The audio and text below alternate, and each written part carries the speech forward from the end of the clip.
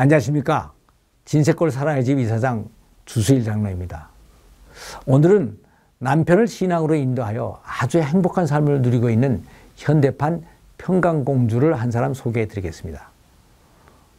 부부 교사인 두 사람은 연애 시절부터 서로가 깊은 애정을 가지고 있었습니다. 그래서 신혼 초에는 그런 대로 잘 지냈습니다.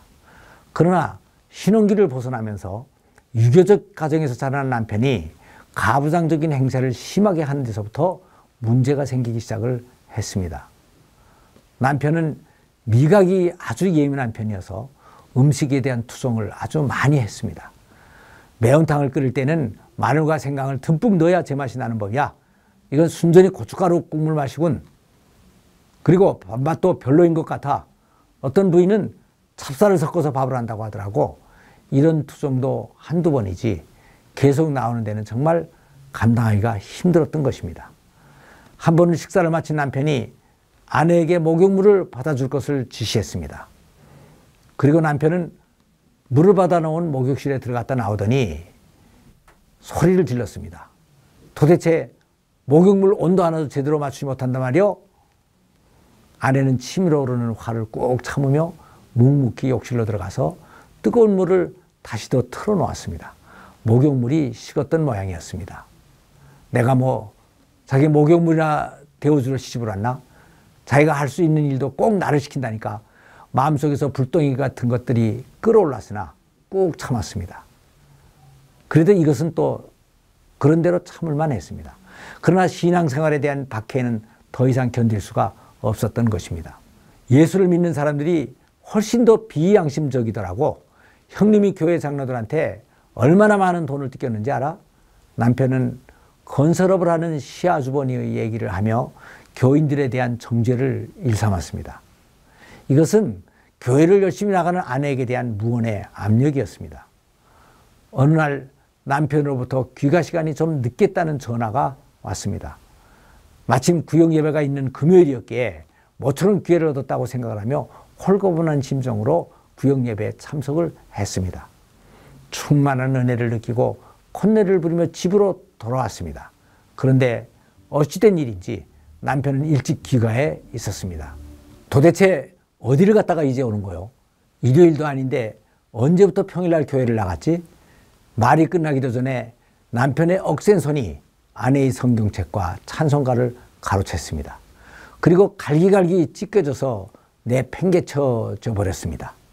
너무 갑작스럽게 일어난 일이라 아내는 미처 손을 쓸 수가 없었습니다. 당장 달려들어 한바탕 싸우고 싶었으나 꾹 참고 그날부터 아내는 남편을 위해 기도를 시작했습니다. 그리고 최선의 서비스를 하며 남편의 기분이 좋다고 판단되는 날에 슬며시 전도를 시작했습니다. 당신도 예수를 믿었으면 좋겠어요.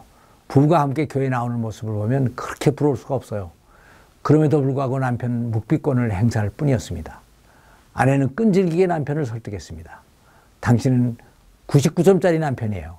교회만 나가면 100점인데 나도 교인들에게 당신을 보여주고 싶어요. 당신 자랑을 좀 했더니 구역 식구들이 당신을 상당히 보고 싶어더래요. 칭찬에 둔한 사람은 없는 법. 남편은 빙그레 웃더니 아내의 교회에 나가는 것을 일단 공식적으로 허용을 했습니다. 단 가정일을 소홀히 해서는 절대로 안 된다는 단서와 함께였습니다. 그러나 이 남편이 언제나 교회에 나갈 수 있을까? 아내는 너무나 답답하고 막연하기만 했습니다.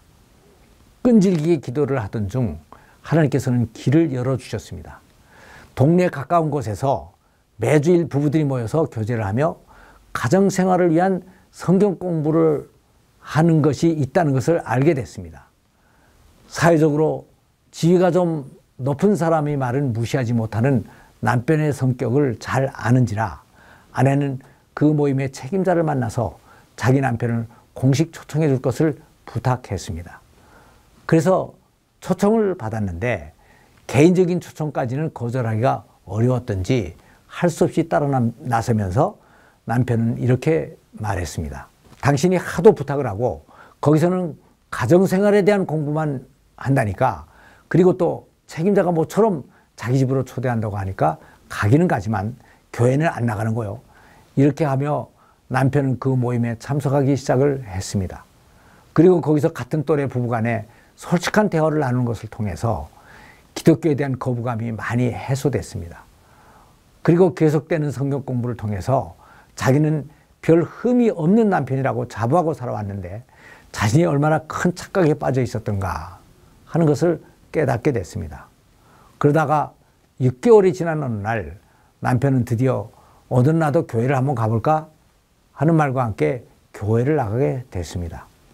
그리고 부부의 삶에 대한 것들을 좀 더 알아봐야겠다고 생각하고 부부 세미나까지도 참석을 하게 됐습니다. 그리고 이 세미나를 마친 후에 세미나를 통해서 변화된 부부간의 삶을 얘기하는 자리에서 그는 이런 간증을 했습니다. 목욕물 온도를 잘못 맞췄다고 야단을 치면서 그것이 남편이 당연한 권리인 줄로만 생각했던 옛날이 부끄럽습니다. 누구는 야단치고 누구는 야단맞고 이건 불합리한 것이었죠. 그래서 이번에는 내가 목욕물을 받아줘야지 하고 목욕물의 온도를 잘 맞춰놓고 수건과 비누까지도 가시런히 준비해 놓았습니다. 그리고 아내에게 여보 물을 받아 놨으니 목욕하지 했더니 이 말을 듣고 목욕탕에 들어간 아내는 계속 눈물을 흘리며 목욕을 했기 때문에 목욕이 끝나고 나올 때는 눈이 퉁퉁 부어 있었습니다. 그리고 나와서는 여보 고마워요 하며 목이 메었습니다. 아내가 그렇게 행복해하는 것을 보면서 내 목도 메어오는 것을 느꼈죠. 그래서 뭐 이 정도를 가지고 그래 하는 순간 20년 전 처음 연애 때 포옹했을 때보다 훨씬 더 감격적인 포옹을 해보았던 것입니다. 요즘은 싫은 기분입니다. 왜 진작 이런 걸 모르고 살았나 싶더군요.